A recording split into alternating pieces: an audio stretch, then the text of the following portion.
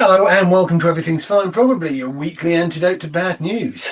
I'm Jim. I'm joined, as I so often am, by Stuart and Gemma. Hello, panel. How are we? Hello, hi. Hey. Good today? It's very hot and stifling today. It is hot and stifling. And just before we came on, we were just chatting about flat earthers, weren't we, Gemma? We were indeed. What was that podcast you said you listened to? It is called Two Flat Earthers Kidnap a Freemason. That sounds great, doesn't it? It sounds like an Alan Partridge sketch.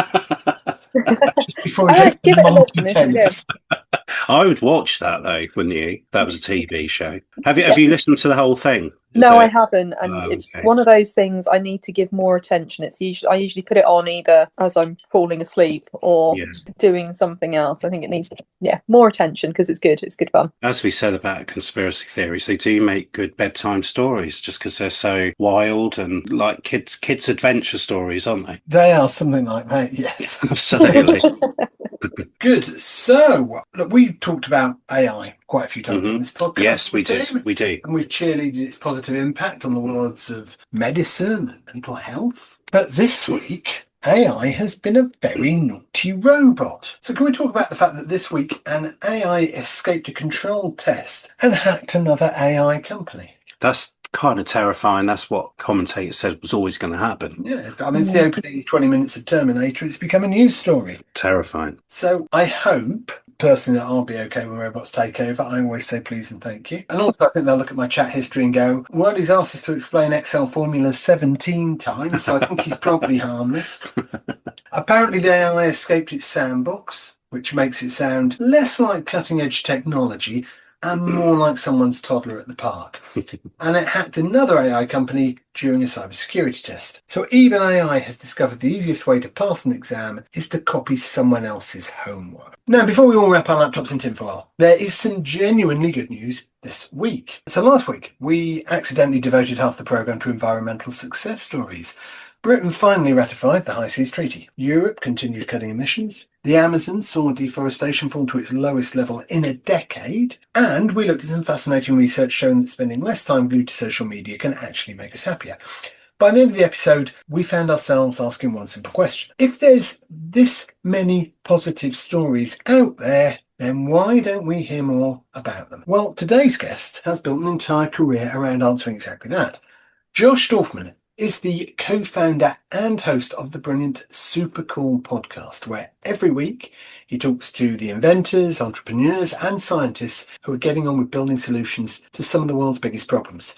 So let's stop worrying about robots for an hour and start talking about the humans who are making the future better. Josh, welcome to Everything's Fine, probably. Jim, thank you so much. Happy to be here. No, it's great. Great to have you along. As I mentioned, we've spent quite a lot of time really since the podcast started over a year ago, covering positive environmental stories, which we know is something that's very close to your heart. So we were keen to get you on and talk about it. But to start off with, what was the moment for you that made you think the world was getting the climate story wrong? It was probably a series of moments, all coalescing, I would say, around 2002. I had gone into a PhD program at George Washington University in Washington, D.C. Already had my MBA, had already worked for companies, but I'd spent a couple of years in China, probably about 5-6 years earlier, and it really just changed everything for me, for how I thought about the future. I didn't go there as an environmentalist. I actually went there thinking, oh, okay, who knows? Maybe I'll join the CIA. Maybe I'll join the Foreign Service. Just go to China. Something cool happened. And something cool did happen. I ended up becoming a bicycle lock salesman for a company called Kryptonite Bike Locks. And spent a bunch of time in factories. I was teaching English on a university in Nanjing, but eventually went to work for Kryptonite full time. And in my second year, we opened, I think it was our third factory in southern China, just outside the city of Guangzhou. And there's a lot of money already and spilling into southern China from Hong Kong. And so I'm traveling with the owner of this factory and we're partnering with in his Mercedes. And we get to this parking lot of this pagoda-like restaurant where we're going to celebrate and consummate the deal. And before we went into the restaurant, he kind of pulled me aside and said, Josh, look, my Mercedes. He actually kneeled down by the back of his bumper and he was like, my Mercedes is the biggest Mercedes in this parking lot. And he showed me like, you know, that it was like 6 inches wider than or longer than the one next to us. And he stood up and his chest swelled up with pride. And I just thought in that moment, I thought a couple of things. I was like, right, you guys are just like us here in America. You want more, bigger, it's the biggest thing you can get. And nobody wants a bike. Here I am selling bike locks and everybody wants cars. And there's a billion people here. There's probably going to be a billion cars here someday. Um, that was kind of the moment where I started thinking like, I didn't know anything about climate change, but I just started thinking like, what would the implications of a billion more cars on the road be for the world? And that sort of led to a series of ahas that got me thinking the climate story is not being told properly. Probably the most of which, if I come back to that PhD program, I was in that PhD program to study China and the environment and politics, and I was getting very activated and very concerned now about climate. I remember going home for Thanksgiving. This was the fall of 2022 to New York, and my younger brother said as I walked in the door, "Here he comes to make us all feel guilty again." And I just thought, I don't want to be that guy, and I don't want to be relaying the climate message in a way that's just making everybody feel bad about not doing enough for the planet.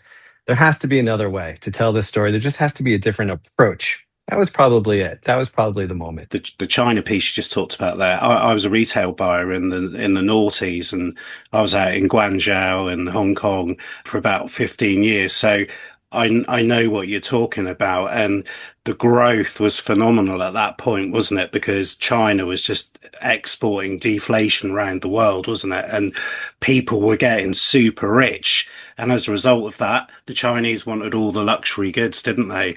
And it kind of, as you say, all these extra people who now want all the cars and all the gadgets and so on, it's unsustainable, isn't it? And at that point, factories were just being put up like hundreds a week, and airports were being built, and the pollution was absolutely shocking. Also went sort of Beijing and areas like that. And you didn't see the sun, did you? For like, it's just like very warm and very grey. So, but you had that moment where you thought, well, hang on, this is unsustainable. But I remember going out over those years and coming back, and people was like, people saying, oh, you're destroying the planet. It's people like you importing from China all these cheap products and so on. And that is part of the story, isn't it? It is part of the story. For sure, it's part of the story. It's a complicated story because the West certainly has benefited from outsourcing its manufacturing to China, right? So we talk about China now has more emissions probably currently through its economy than anyone else. Well, I mean, they're making stuff for us. So, yeah, absolutely. right, we're a very interconnected world. I do remember exactly, what you're describing. I remember being on a business trip in Shenzhen in southern China. Yeah. And I was with an American who was getting a product made. He asked me to come meet him, and then he left to go back to Hong Kong. The owner of the factory said, "What do you want to do?" And I said, "Well, I've got to get to Guangzhou tomorrow. If you can just take me to my hotel, I've got some work to do." Work to do? You're in Shenzhen. Absolutely. I'm like, okay, I don't know exactly what that means, but I just had my backpack, and he's like, "Do you golf?" And I was like, yeah. He's like, "Do you have your clubs?" I'm like, "Dude, I have this backpack."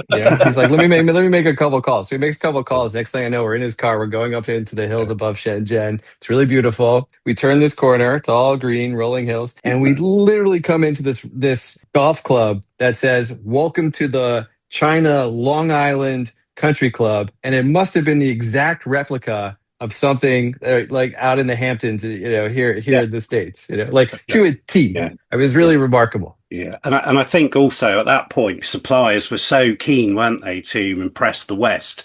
If they hadn't have had that golf course, they probably would have got it built for you, wouldn't they?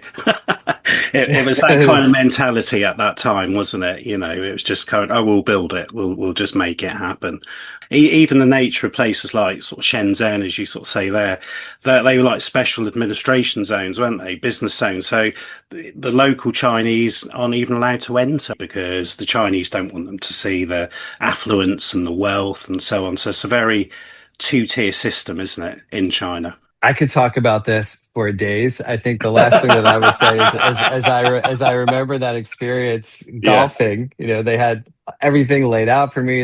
I'm lefty. They had left-handed clubs. They'd laid out clothes for me. They told me to, this guy told me to meet him up at the first tee. I went up to the first tee. There was a golf cart for me. There was a caddy. There was a spotter. I'd never seen anything like this. And as you're describing, Stu, on every hill was a soldier with a machine gun to Yeah. keep the proletariat out, Sure, yeah. right? So those contradictions, right, in that country were very stark at that time. For me, as a young person in my mid 20s, I mean, it was the adventure of a lifetime more than anything else. But really, I think it just got me thinking when I mentioned some of those experiences.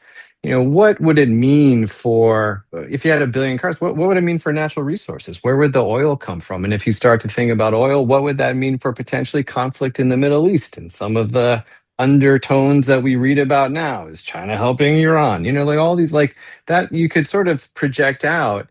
And eventually that did get me to thinking about consumption and thinking about, well, if China wants and is going to develop and try to get what we have certainly what we would call, right, so I'm very American centered, the American dream, right, that we're trying to actually export to China. We want them to be like us, at least in that moment we did.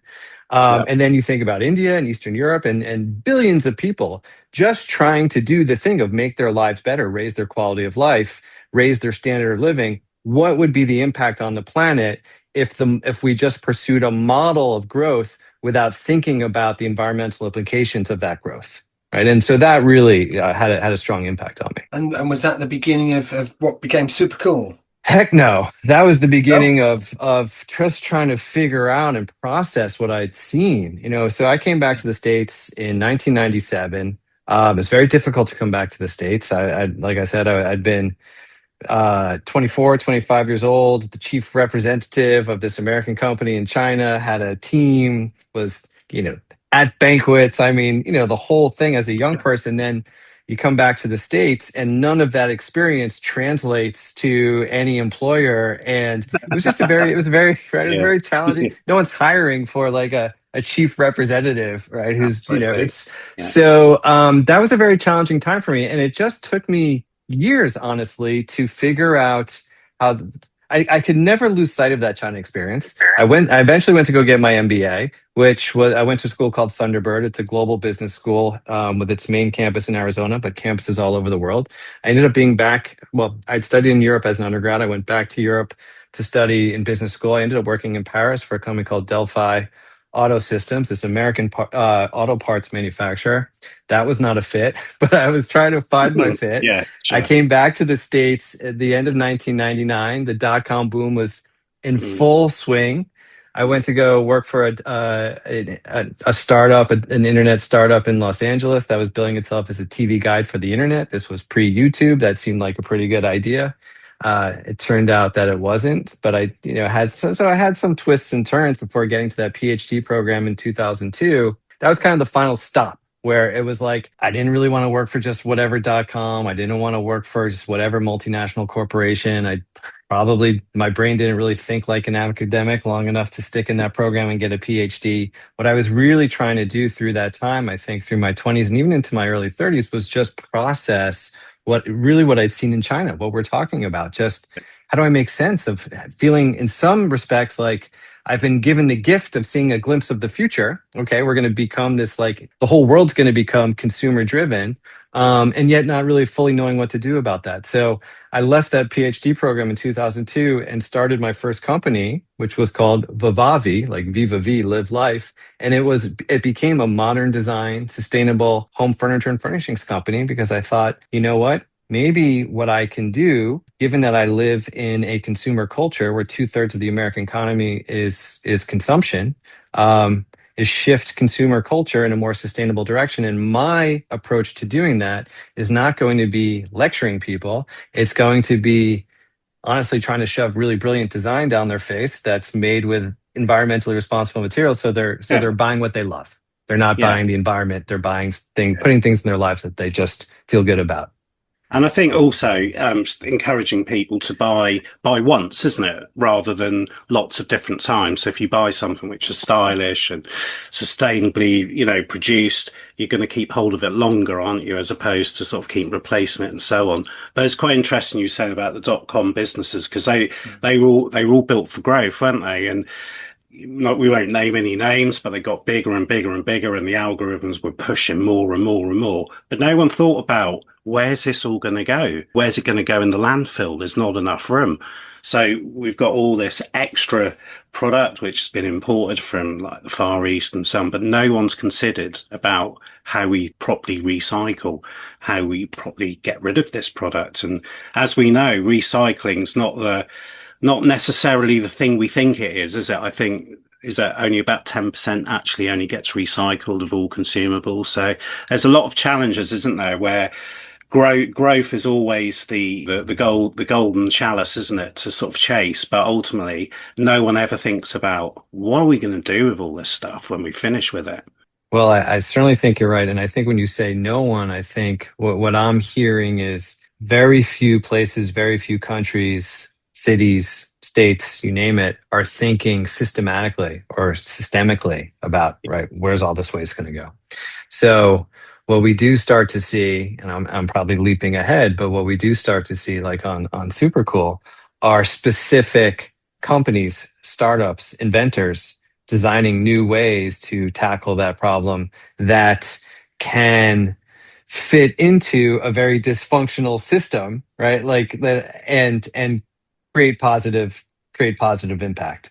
I'm thinking specifically in this instance of a company called AMP, that has a facility going in southeastern Virginia today, not known as a terribly progressive place. So this, but is looking at their future and seeing that they are going to be landfill constrained, which means that once their landfill fills up, all of the people who live there are going to have to pay more to have their trash service because it's going to have to travel to landfills further away. Just like they saw that trash tax, effectively. Like a trash tax. Yeah. And so AMP, and this is over, this guy, Matanya Horowitz, has been working on this for over a decade and has done lots of things to get to this point. But essentially, they have a dark recycling facility, not even a recycling facility. Well, I guess you'd call it a recycling facility in southeastern Virginia, meaning it's dark because there's no one in there. It's all robots and it's all AI, like vision AI. And there is no sorting of the trash. You don't have to separate the recyclables. One stream of trash, everything goes in there. And they've built the technology to actually remove the recyclables, remove what can be composted, have far less going to the landfill. And now that works for the business, that works for everybody's business model, including the municipality. So that's what I look for. That's what gives me hope in a world that you're describing, where yes, it's very challenging. What other emerging technologies are exciting you the most at the moment? Well, if we stay on that train of thought for a second, one of the companies that's so interesting to me is a Swedish company that's now a global company. It's called ENVAC, ENVAC. Their solution is in the UK. It's actually around Wembley Stadium, that whole development around Wembley, probably 30 countries around the world. What's really intriguing to me about what ENVAC does is they've designed a solution where the trash gets removed via pneumatic tubes underneath the streets, right? It's almost like this Jetson vision that they invented in the 1950s. That's taken almost a century for it to really start to gain momentum. If you were to go to Mecca, right, there are like 25 kilometers of underground tubes that's removing the trash. And so in a place like around Wembley Stadium, what does that mean? It means, one, it's way less expensive for the governing body. I don't forget what it's called in the UK, but here, certainly places that have it in like parts of New York City, it's just cheaper. There's less wear and tear on the streets because you don't have these huge trucks coming through those streets, which means there's less Yeah. noise, which means there's higher quality of life, which also means that if you don't have to put all those trash cans on the street, you can reclaim your sidewalks and have more cafes or bike parking or what have you. And it also means that the overall your waste hauling impact gets reduced by 90% from a carbon emissions perspective because you're not moving all these diesel trucks. All of that trash is going to one central location. Recycling gets sorted. Some goes to the landfill. It's far more efficient. It's far cleaner, far more hygienic. You go to most cities, like many cities around the world, from Beijing to Madrid, lots of cities in across Europe. You start to find that nobody knows about it. It's No. like amazing, right? So it's like, why aren't they getting more attention? well, I think there's some obvious reasons. Good news doesn't sell as much as bad news. That's for starters. I think that we live in a moment where, I mean, it's not my research. I think I saw something from Reuters from a couple of years ago that said, the main reason that people are not paying attention to the climate story is just apathy. They feel like they've heard it before. It's always bad news. It's just this drum roll of bad news. And so that just means they just tune out. It's not even that they don't care. They just don't feel like there's anything new for them to know. Just on that, Josh, I mean, you said about that 1950s Jetson future, but there has been a shift, isn't there? Because there was a time, wasn't it, where culture and society, we were excited by the future, weren't we? We looked at all these innovations and we were looking at space travel and how we were going to live better and how we were going to invent things. And I think the moment we're in now, the way we look at the future is quite gloomy, isn't it? We almost need to reimagine how we look at the future. It doesn't have to be this dark, dystopian, black thing. And I think at the moment there is a lot of bad news and people are quite gloomy. But if we could just reimagine a better future, then I think that would help us innovate more. Would you agree with that? I completely agree with that. I'm also the co-founder of a company called Planted, Plantd. This was a company we started in 2021, and I'll tell you why I'm bringing it up. I mean, we do vision cast quite a bit, but I started this company with two engineers who left SpaceX. So brilliant dudes. They'd been there for probably close to a decade each. I mean, just the smartest people that I've met. So we started a company because we were trying to think, is there a better way to pull carbon from the atmosphere than using trees? Shouldn't we just let the trees stay in the ground? We all like trees. And trees grow, they pull carbon through photosynthesis. Maybe we can find something that grows a lot faster, a lot more efficiently. And we did. We found this perennial grass after about a year of trial and error. Grows like bamboo. It's thinner, so you can mechanically harvest it, which means you could actually stand up a crop here in the US, and we did it. And then we built a factory, which we have in about 30 minutes north of Raleigh, North Carolina, here in the States, a little town called Oxford. We're expanding into 250,000 square feet. We built a factory with no smokestack. So if you think about, here in the US where we build homes, it's all basically wood, stick built, right? And those are in giant mills with giant smokestacks, because when a tree comes to a mill to turn into plywood, or what's now called oriented strand board, basically the panels you nail to the sticks when you build a house, it's 50% water by weight, and you got to dry out that water. So that's a lot of heat, a lot of energy. It can be fossil fuels, or you're just burning wood. We got rid of all of that, and we've built this new factory, and now we work with the largest home builder in America today, D.R. Horton. So these panels are going into very, very mainstream houses, and they sequester carbon from the atmosphere. When we vision cast, when people come onto our site, they see machines that look like, our inspiration is the movie Oblivion, which maybe actually is a little bit ironic, but it is a very like futuristic, aesthetic. And you see these machines that are like, what is that? And now we're building, our vision now is, well, you know what?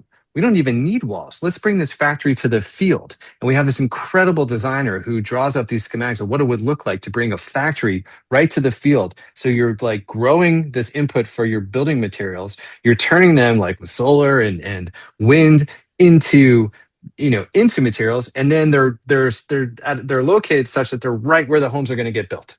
Right. So you have this carbon sink, and we really spend so much time on the visuals because we can talk about it. We can say lovely words, but really, like, literally trying to show people this is the future that we envision, has been very powerful. So I totally agree. We need to be thinking about that on a across society. What would it mean? How could we visually represent it? How could we talk about it? How could we discuss it? And, I think today, if someone asked me, what's the biggest misconception about climate? And it's like, the biggest misconception about climate is that everyone thinks we have to suffer to solve it, that we have to sacrifice to solve it. And it's just not true. And it's not true not because I say it's not true. It's not true because there are hundreds, probably thousands of companies today that are building really wonderful businesses and cutting carbon at the same time for their clients and buildings and cars and school buses. It's happening. And that is the story that's not really being told. What are some of the industries that are changing, would you say, faster than people realize? Well, I'm not sure that it's actually industries. I think that I would answer that question a little differently. I would look at, in what industries are innovative companies gaining the most traction, because industries don't really want to change. Right. Like, I can't think of one that's like, oh yeah, we really love, right? Like, entrenched incumbents who are like, gosh, thinking like, how could I change today? But I see companies that are moving so fast, it kind of blows my mind. I'll give you an example of one that I just find incredible. It's a company called Zoom, ZUM. And Zoom is, I don't even know if I would say disrupting the school bus industry. It's hard to even know that's an industry, but school buses in America are the largest fleet of vehicles that we have. 500,000 school buses on the road almost every day, right? That's more than trains and planes and everything else combined are school buses. And so this company... we watch a lot of movies. Is it those big yellow ones? The big yellow ones. Yeah. And the big yellow ones. And they run on diesel. Yeah. And they have... The crazy thing about... So I had this woman, Ritu Narayan, on the Super Cool podcast. And she said to me, she's like, Josh, the crazy thing is your kids, I have 3 youngish kids. She's like, your kids are having the same experience on that big yellow school bus as your grandparents had. Nothing's changed for 100 years. As a matter of fact, when it leaves the yard in the morning, when the school bus driver leaves the yard, nobody knows where it is. Nobody knows. How is that possible? Right? Like, I can look at my Domino's pizza. I know exactly when it's in the oven. I know exactly, like, nobody knows where it is. I can't. And I was like, oh my gosh, you're totally right. So she's like, so we took over bus transportation. They really took it over. And that enables a bunch of things. I mean, you put some technology on the bus, everybody knows where it is. That doesn't sound terribly complicated, but they're now able to optimize routes. And so, right. So that means a couple of things. It means that because there's an app, if a kid's not going to school, you open the app, say, hey, Timmy's going to be sick today. The bus doesn't wait 3 minutes at the bus stop, which it's mandated to, right? It just keeps going. It's not idling, wasting fuel. They optimize school bus routes, so much so that in the city of Oakland, California, they went back to the school district and said, look, we've optimized your school bus routes, which has lots of benefits from an environmental perspective, health perspective, so much so that you have 136 yellow diesel school buses in your fleet. You actually only need 74 to run your routes. So here's what we're going to do. We're going to buy 74 electric school buses. And that's going to be your new fleet. And part of the way we're going to pay for them, because they have such huge batteries, is that when they're not actually moving children around, and once they're charged, we're going to sell that energy back to the grid because they're plugged in. We'll actually make money to make this financially viable model. I say that because they came to market in 2019. They're in over 4,000 schools in America today. They're in almost every major city in America, starting to operate the school buses, from Boston to Dallas to Seattle, all the way across the country. So that's a company moving into an industry that didn't want to change, but had a solution that no one could say no to, right? That's what's so exciting to me today. Absolutely. So these innovations, how do you think that sits with technology? There's a lot of talk about AI and the amount of resources that uses and power. Do you think they offset each other, the innovation, the savings we're making through various apps and startups? Do you think that's worth all this extra energy we're using It's a difficult one to square, isn't it? It can be. I mean, I'll tell you my view, and I'm going to cut to the chase in a way that may sound a little bit cavalier or Pollyannish, but I don't think that it is. In the U.S., even with our current presidential administration, that talks about the green new scam or whatever, right? Like wind turbines, it's a scam. Solar, it's a scam. Even in this administration, 90% of all the new energy that's going to come online by their own projections over the next year is clean, right? Is solar, is wind, and then battery storage to go with it because it's the fastest and cheapest to deploy. So we're in this AI boom. We're building all these data centers. Companies are announcing, "Oh, we're going to do this our own natural gas power plant just for our data center." No, they're not, because if you go to Siemens Energy or GE Vernova, the companies actually make the natural gas turbines. They're like, "Get in line. We'll deliver it to you in 2031." There's just like it's just not true, and so that's one. So two. The other thing that I think AI will do, and largely also along these lines, is it's going to almost drive the cost of solar to zero. I mean, solar, right, like it's come down 99%, I think, since the beginning of this century. And if you play that out more, I think AI will be a catalyst for solar to become just to continue to scale renewables. So I guess all that to say, it's not harder, I think, for me than I think for others to look at the use of AI and feel like, okay, in the present moment, there are a lot of emissions associated, but I do believe this is actually going to be a catalyst for clean energies just to really emerge as the predominant energies of the future because they are the fastest and cheapest to deploy. Yeah, and it's also, like, say, going to drive innovation, isn't it? And when you drive innovation, the costs come right down. I was reading an article in the UK this week where we're talking about plug-in solar now. So people in flats can like plug in solar on their balconies and so on and so forth. So it's just going to open up that option to so many more people, isn't it? So I think that's like a good example, isn't it? Where AI and technology drives the prices down. And then obviously then the mass market can access it. It's a difficult one. So you're saying like initially we're going to have to take this increase in emissions to obviously gain the rewards of the benefits later on. Well, I think that's the side of it of the energy that's powering AI data centers, right? But to the other side of it, yeah, it's surprising to me how many companies I talk to today on Super Cool or end up writing about, when I learn about them, they will say up front, they're like, "Look, we are fundamentally a core AI company." I'll give you an example.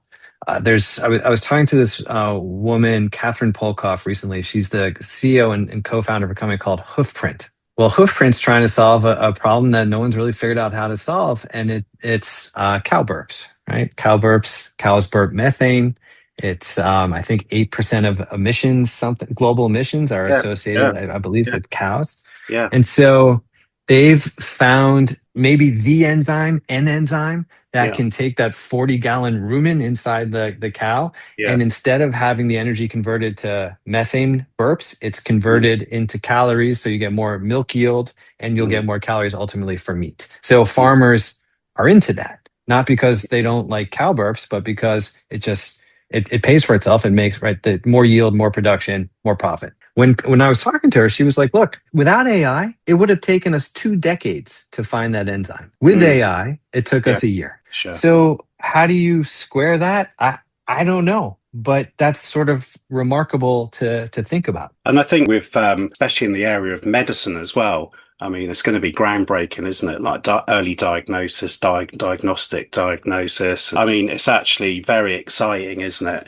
That, how quickly AI can kind of say there was like 1,000 scans that they would be able to do those in seconds, wouldn't they? Whereas like a human eye would take hours. That's the difference, isn't it? So it's exciting times. And I think it's like any change you said about organizations not changing.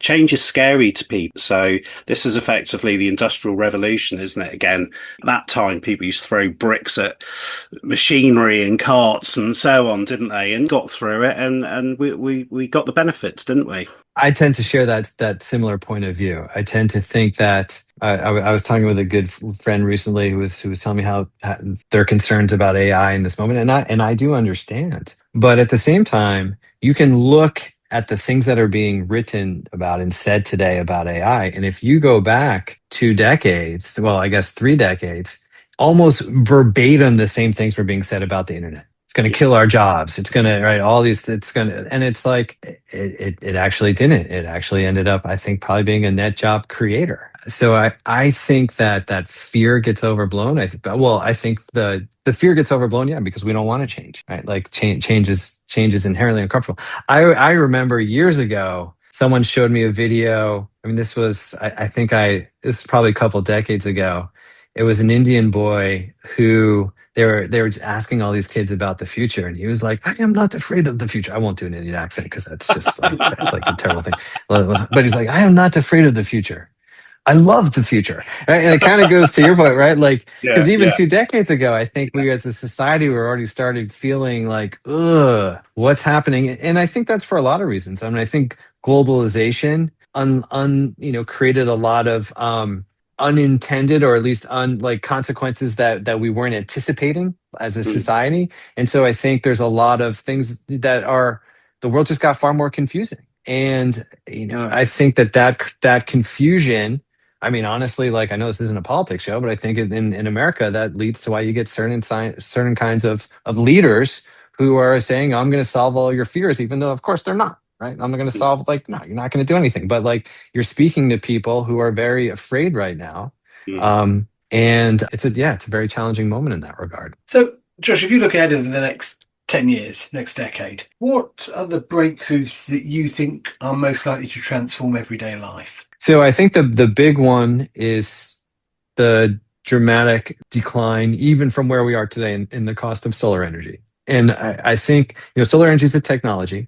And so it's been on what's called a learning curve. Every time the manufacturing output doubles globally in the world, doesn't matter what the catalyst is for that doubling, but every time it doubles, the cost, I think, goes down by something like 15-ish plus percent. It's going to double again. Prices are going to keep going down over the next decade.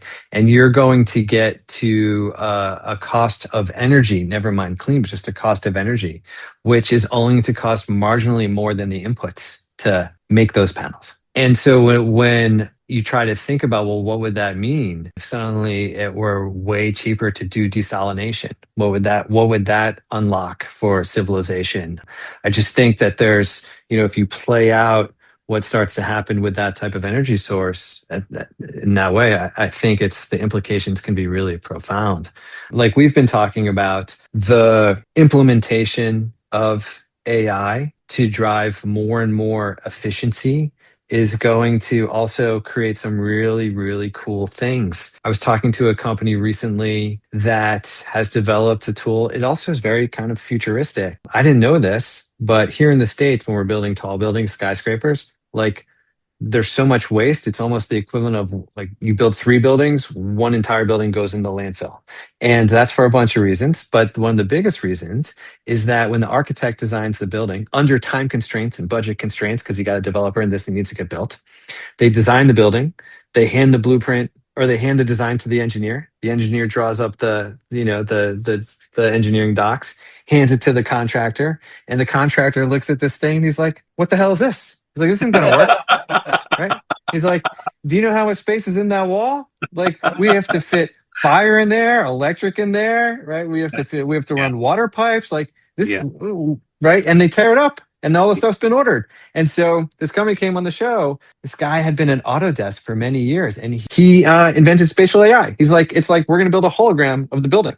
And so the architect and the engineer and the plumbing trades and everybody else is going to look at this thing. We're going to spin it around. We're going to pull it apart. We're going to make sure the walls can actually be built. It just blows my mind what is going to happen over the next decade. Now, it doesn't mean all of it's going to be implemented at the same rate, because it's still change. But I think the solutions that are at hand are just really, really exciting. Going back to your point about populist governments and narratives and so on, often we hear your president talking about I won't do the accent either, but the nasty windmills, killing all the birds and so on and so forth. Now, in this country, our energy split, over half of it now is renewable. China are obviously making a lot of windmills, for instance, and they utilize them as well. I mean, China is really going green. They're looking at all these opportunities, and they're actually looking to shut coal stations down, aren't they, by 2030? So I think they're going to be driving this. But what's it going to take for us to wean ourselves off oil?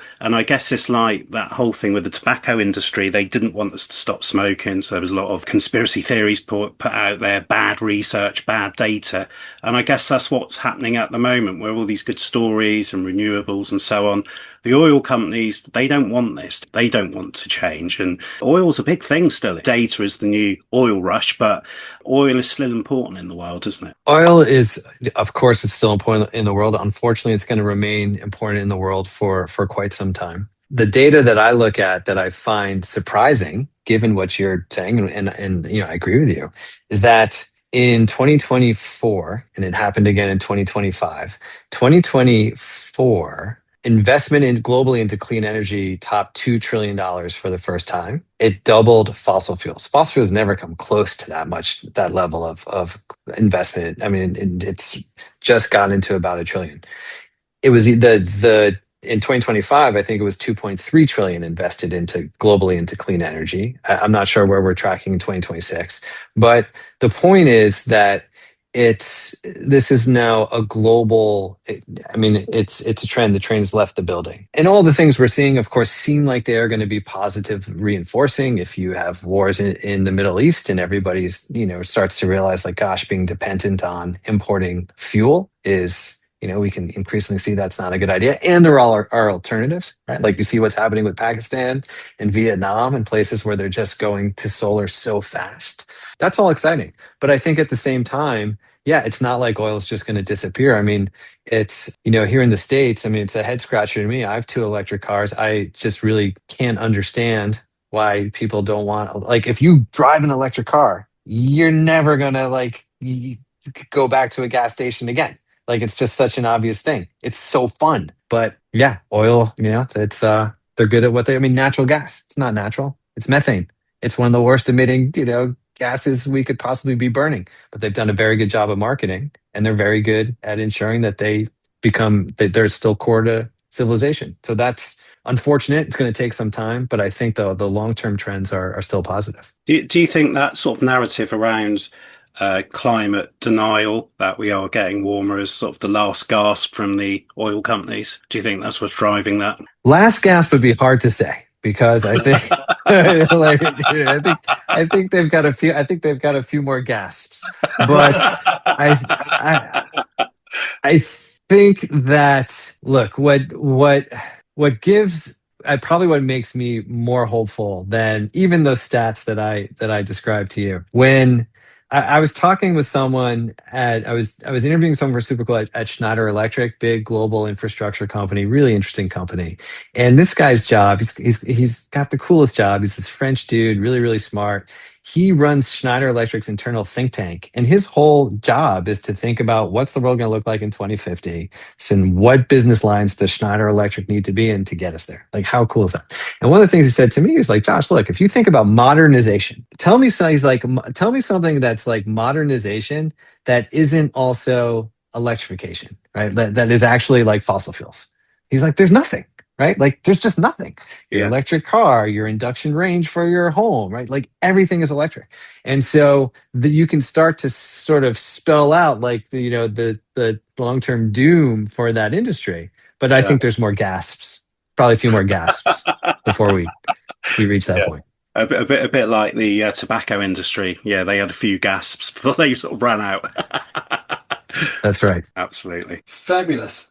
What do you think the most underrated environmental success story has been of recent times? I guess that depends how you look at it. If you're in the industry, it doesn't feel underrated. But I think what's happening with storage, with batteries, is just unbelievable in terms of their deployment, the ability to have solar connected to batteries so that you can capture all of that energy during the day and then use it later on, so you can get to almost 24/7 clean energy.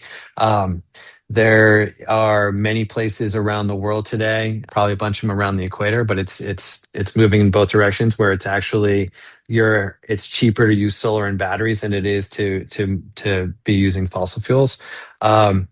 What's happening here in America with people putting batteries in their homes, and so that, again, like, they can charge up during the day, which is when there's more clean energy on the grid, and then either use that energy at night, or sell it back to the grid, during peak moments where there's more power demand on the grid, which means you don't have to fire up what we call peak power plants, which are basically natural gas, which are expensive, which are huge emitters.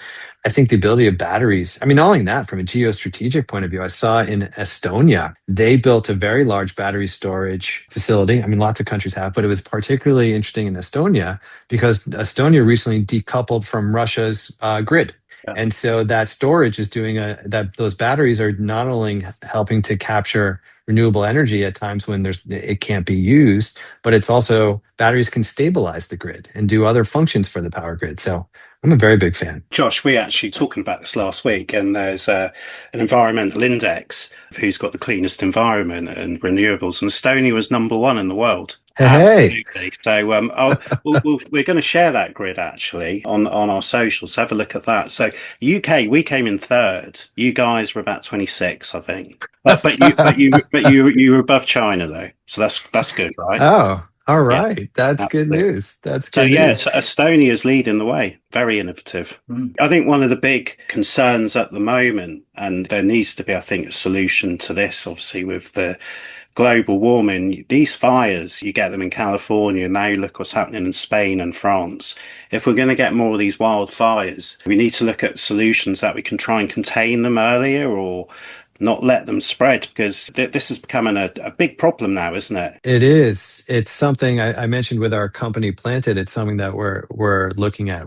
So I mentioned we're now starting. We built this miniaturized, modularized, and increasingly mobile production technology, right, to produce or manufacture building materials. So we use a fast-growing perennial grass.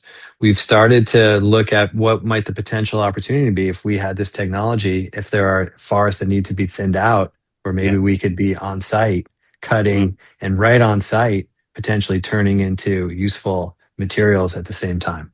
I know a lot of companies are thinking about, a lot of governments are thinking about it.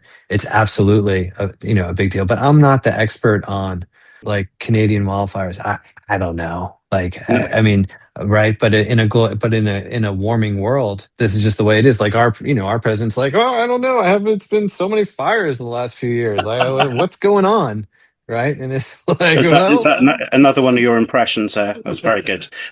oh, is that good? Yeah, that could have been my dad, that could have been a lot of people, but yeah. I like how you're commenting on other people's impressions. Yeah, sure. Stuart is the man of a million terrible impressions. Yeah, okay. Josh, what would you say is one thing that people think is impossible that probably isn't? That's quite the question, Jim, isn't it? It is. Yeah, just sort of throw That is a good question. just throw a small one at Josh there. That is a good question. One of the things that I have thought about, there's a professor, I believe at Harvard, who studies mass movements. And what does it take for a mass movement to be effective? And how many people, or what percentage of a population needs to be involved with a mass movement for that movement to be effective or successful? Mostly what she's looked at are political movements, and a lot of those political movements have been in South America because there's a lot of governments, throughout the last 100 years, as they've tried to democratize and then fallen back, and a lot of upheaval. But what she found, and I find this really interesting, and I think there are implications for the climate movement. What she found was, in those types of movements, say in Argentina or somewhere else, when you have 4% of the population in the streets, that is the tipping point when an authoritarian government topples.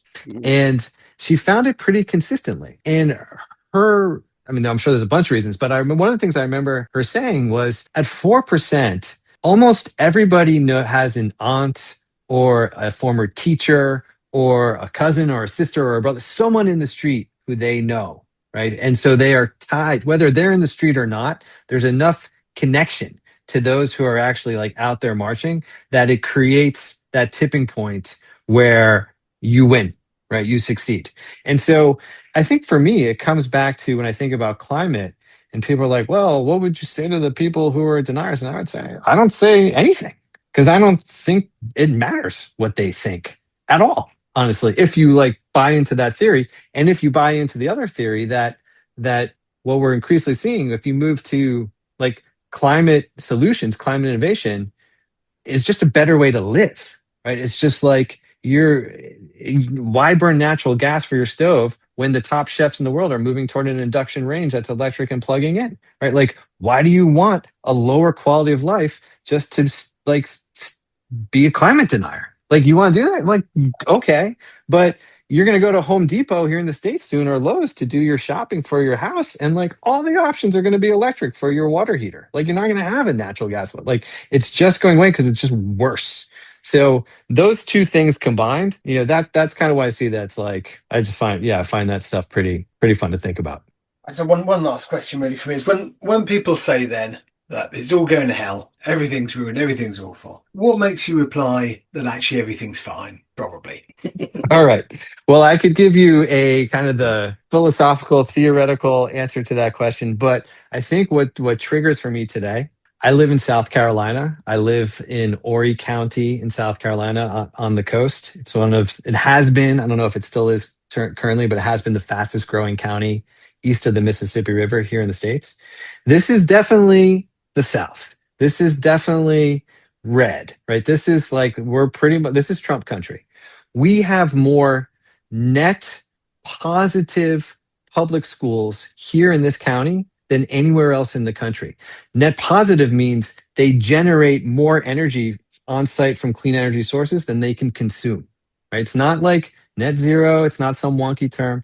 Here, like where I live, we didn't move here because of that, but my sixth grader is in one of these schools. It's awesome.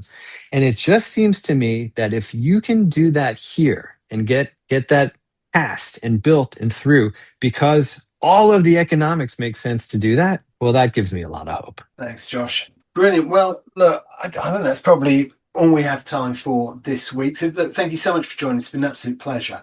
I think one thing personally I've liked about this conversation is, I don't think we're trying really to pretend that everything is fine, but it's just remembering that there are loads of people out there busy doing amazing things, helping to sort out the issues that exist and solving them. And I think those stories deserve to be told a bit more too. So, Josh, if people want to listen to Supercool or find out more about what you do or follow your work, where's the best place for them to do this? The Supercool's on every channel where anyone gets their podcasts or wherever they're listening. So that's easy enough. Our website, if people want to follow us or get on the newsletter, it's getsuper.cool. And then I tend to be, as far as the social channels, on LinkedIn more than anywhere else, and would love to connect with anyone in your audience who's listening and wants to hear a little more. Fantastic. Well, we'll pop all those links in the show notes as well.